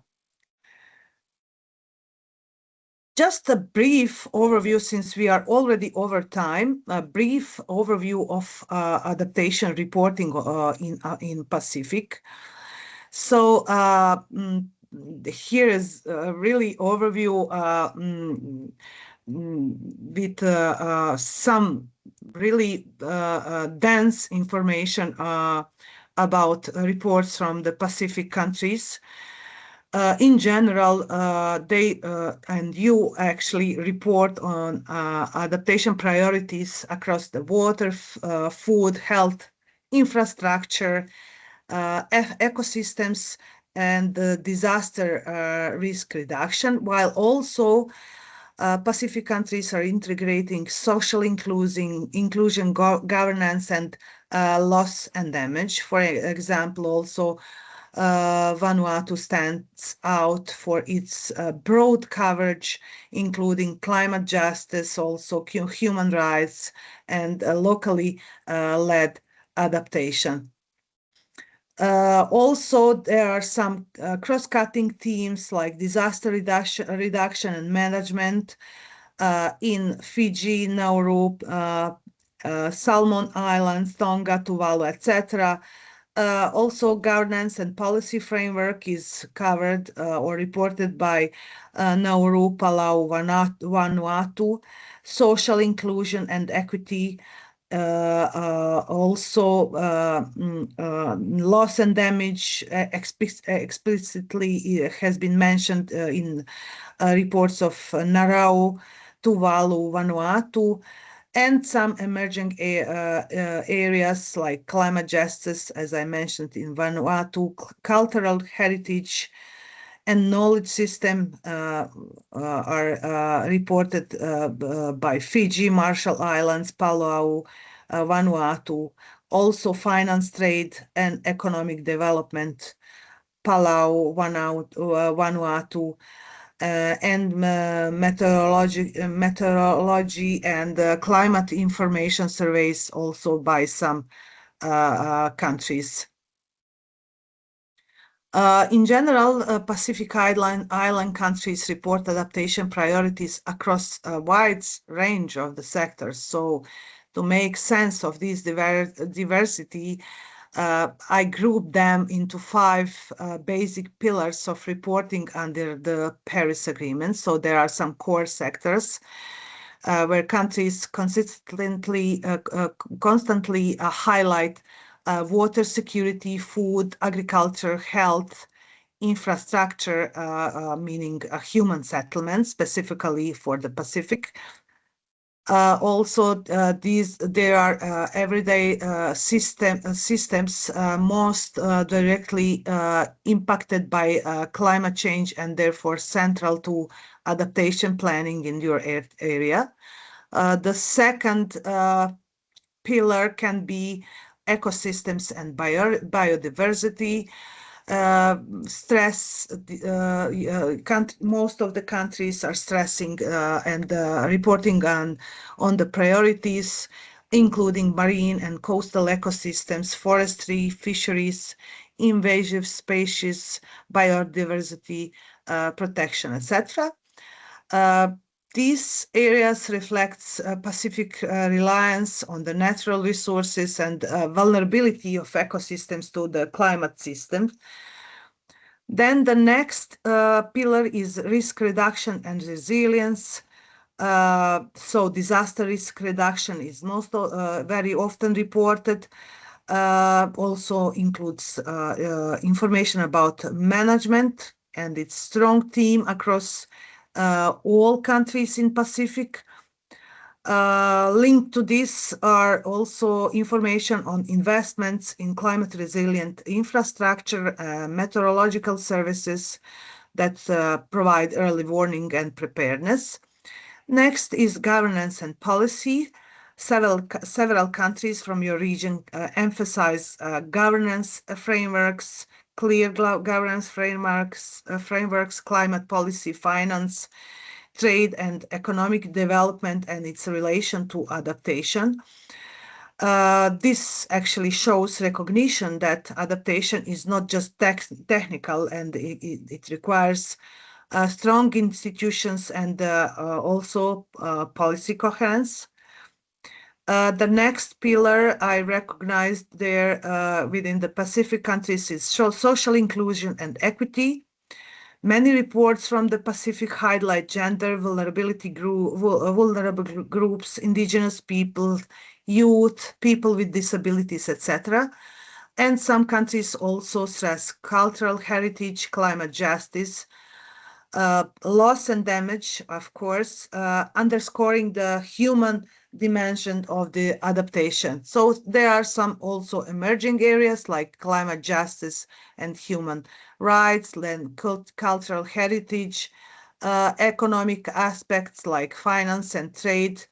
Also, they are being linked to the adaptation, etc. So together, these 5 pillars, core sectors, ecosystems, risk reduction, governance, social inclusion, provide actually structured lens through which Pacific countries communicate their adaptation priorities. This framework actually helps us to see both the commonalities across the region and also the unique and emerging themes shaping Pacific adaptation reporting. So I will skip some slides since there are some specific approaches to adaptation, since in the next session I will speak, next session and all other sessions, I will speak about some specifics in relation to topics that we will cover in the next session. So we will have more time to go more into deep on some information provided by Pacific countries. So since we are a bit over the time, I would like to thank you now for your attention. And maybe to ask Aradhana, do we have some time for a question answer? Or we will finish here and answer the question in the chat, from the chat box in the next session. I do have time. It's up if you are available, and if there is any questions from the floor, we can ask. We can have that session. Okay. Yes, of course. Anybody wants to ask any question?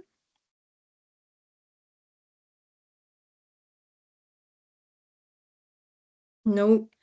Okay, then what we can do is we can move on to the our favorite mentee, just to answer a few questions and then close the session.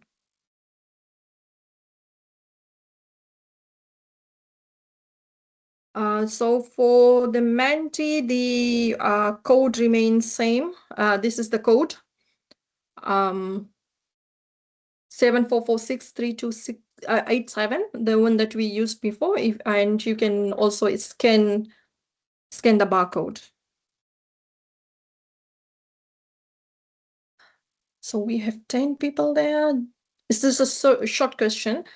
So are you planning to report on adaptation and loss and damage, or only one of them in your next BTR? So are you planning to report only on adaptation, or are you planning, the option there is only on adaptation, or both adaptation and loss and damage, or you're not going to report on any in your next BTR?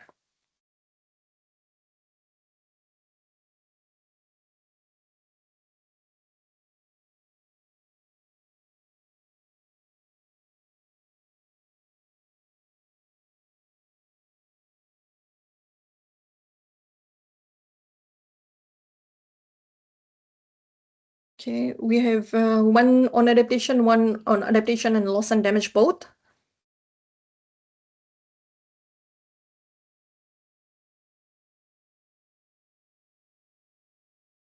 Any more answers coming through?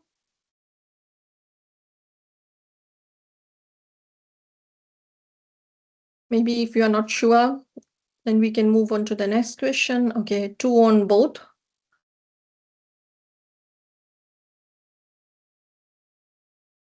Okay, moving on to the next question. What were the first climate reports countries submitted to UNFCCC? So this is like a refresher quiz from the presentation that Saljana did. If you can remember, what were the first climate reports countries submitted to UNFCCC?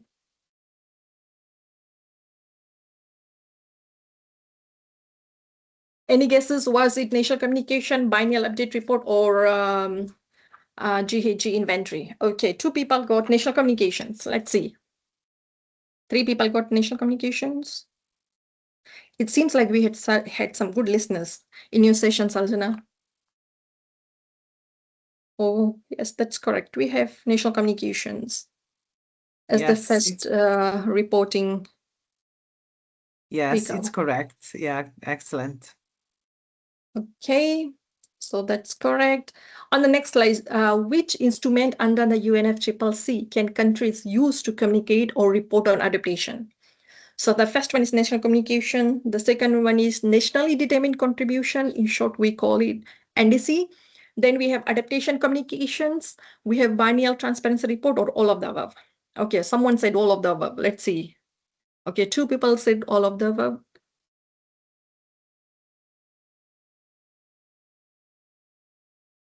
5 people. Actually, that's correct. So it's all of the above, because those are all reporting mechanism through which you can report adaptation. But Saljana also said if how you can mainstream reporting when you don't have resources to it or time to actually report through all of those. Okay, so that's the correct answer. What does your country aim to achieve through adaptation report? So you are sitting down on your desk, you are helping your colleague to compile an adaptation report, or you yourself are compiling an adaptation report, or you are a part of a committee on adaptation. So what is your aim? What do you aim to achieve through that adaptation report?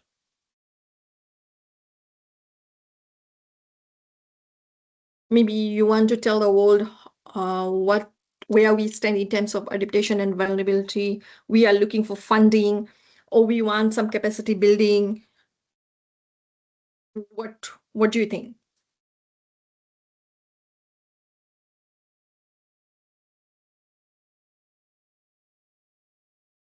Any ideas? In your personal capacity, after we're listening to the presentation from Saljana, what do you think will be the purpose of that adaptation reporting? Coherence, okay.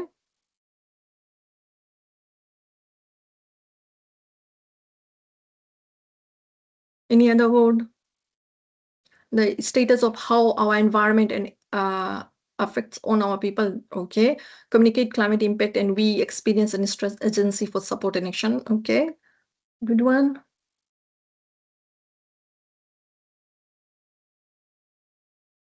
Current status update and share action plan from resources, yes.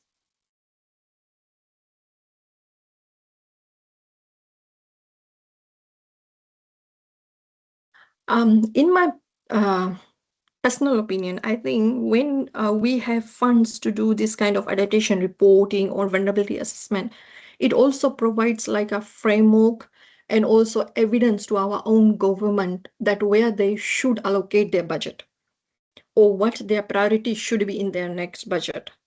That can also be a use of this kind of reporting, because most of the time when we do budget, there are components of adaptation that is not considered. Support to communities, that's correct. include all sectors since everyone is responsible. Yes, that's true.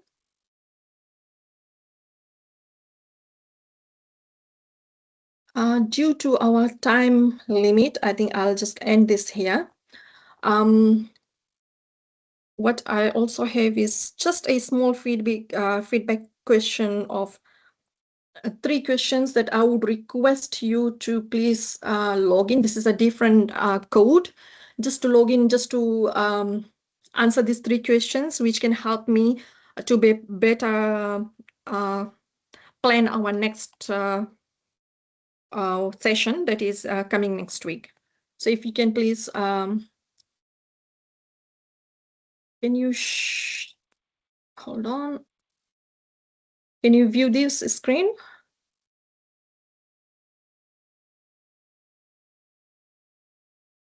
Yes, we can see the screen. Thank you. So there's one person in. Just 3 questions. We have 3 people in. I'll move on to the question. Oh, okay. How satisfied are you with this webinar? Very satisfied, satisfied, neither, dissatisfied, or very dissatisfied. Okay. 1 satisfied, 2 satisfied, very satisfied, 1. Okay, thank you. 3, 4. 1 more.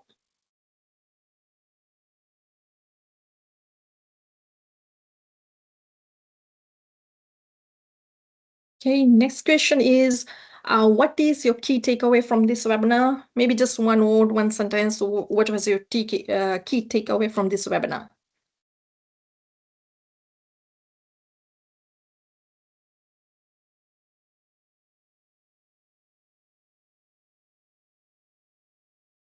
Yes, no.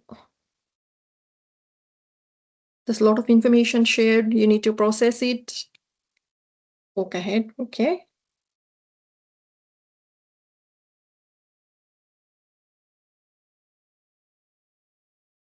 Any more coming? Very comprehensive. Good to know that. Learning on the reporting, yes.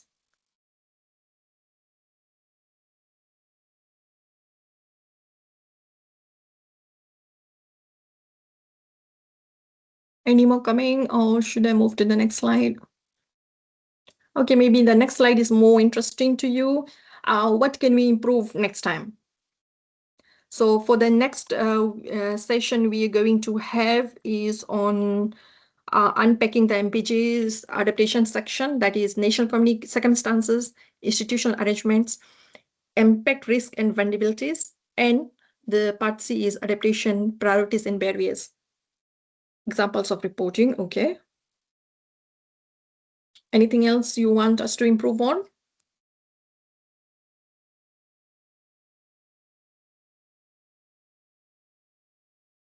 No. Scenarios, okay. If we have scenarios possible, Saljana, in any of the future presentations? No, I don't have scenarios included in this, since we within this cycle focus on the BTR provisions and reporting requirements. So we cannot simply move to the another area. So simply because of the time, but if there are some participants or countries interested to hear that information, we can arrange a separate event targeting that topic. Okay. They shorten the background presentation, okay. And the good one here is Saljana case study examples. So we can add that in the upcoming. Of course. Yeah, Of and course. we also hear from countries that can give examples themselves, Yes. because there'll be country presentations. Of course. 5 pillars will be helpful. 5 pillars will be helpful. Okay. Okay. Yes, I of course will provide you with this presentation slides, etc. Just for you to have as a maybe potential guidelines when you're preparing your BTR sections, and also for some other information like this 5 pillars. This is not something that is included or required by MPGs or defined by MPGs. This is just a structure of information provided by Pacific countries in 5 different like areas of the reporting, if I may say like that. Okay. But of course, the next session will be with more examples, not from Pacific countries, of course, but also some other good practices in reporting adaptation in BTR from some other regions. Thank you, Sanjana, and thank you everyone for joining us today. It was good to have you here, and we'll see you in the next. Okay, Saleshni, you have a question. You're muted. Do you have a question?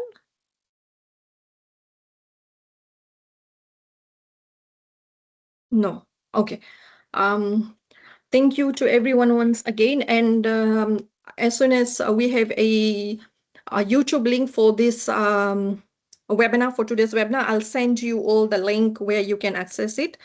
And I'll also send around the link, the agenda for next session. It was good to have all of you here, and see you in the next session. Thank you so much. And thank you, Sanjana, and have a good night. Thank you, Ardana, very much for great moderation, and thanks to all of you participating today. Have a great day.